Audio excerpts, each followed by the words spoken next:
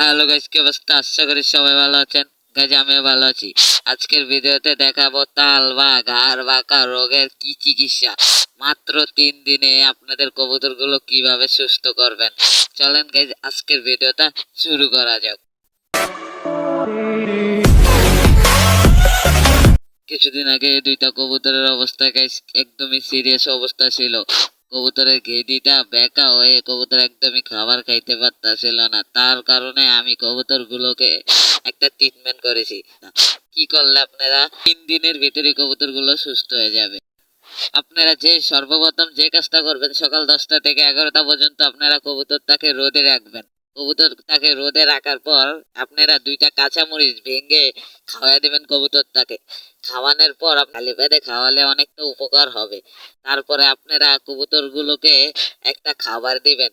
আর কবুতর যদি নিজে নিজে খেতে পারে তো খেলো, আর না খেতে পারলে আপনারা খাবার দিবেন, খাওয়িয়ে দিবেন। সেক্ষেত্রে আপনারা খাওয়ানোর সময় নজর রাখতে হবে কবুতর যেমন একদম ছোট ছোট খাবার দিবেন, যাতে কবুতর তাড়াতাড়ি খেতে পারে। পরে পানি দিবেন। পানি দেওয়ার সাথে পানির সাথে একটা ওষুধের নাম বলবো, সেই ওষুধটা আপনারা মিক্স করে দিতে পারবেন।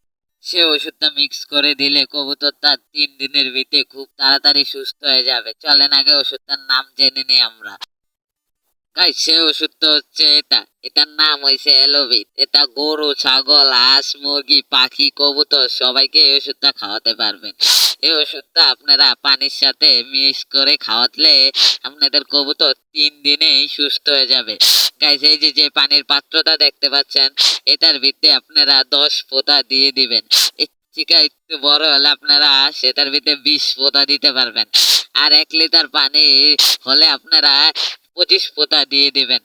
আর গাইস, পানিটা যদি কবুতরকে খাওয়ান তাহলে 3 দিনের ভিতরে কবুতর আপনার পুরোপুরি সুস্থ হয়ে যাবে। আপনারা যদি টানা 1 সপ্তাহ কবুতরটাকে খাওয়াতে পারেন, কবুতরটা দেখবেন একদম পুরো সুস্থ হয়ে গেছে। আর অবশ্যই অবশ্যই কবুতরটাকে রোদে রাখার অনেক চেষ্টা করবেন, এমনকি কাঁচামরিচও খাওয়াবেন। খাওয়ানোর পর রাখার পর দেখবেন আপনাদের কবুতর অনেকটা সুস্থ হয়ে গেছে। যেমন দেখতে পাচ্ছেন আমার কবুতর গুলো আগের থেকে একদম সুস্থ হয়ে গেছে। গাইস, আজকের ভিডিওটা আমার এই পর্যন্ত। ভালো লাগলে লাইক, কমেন্ট, সাবস্ক্রাইব অবশ্যই করে দেবেন।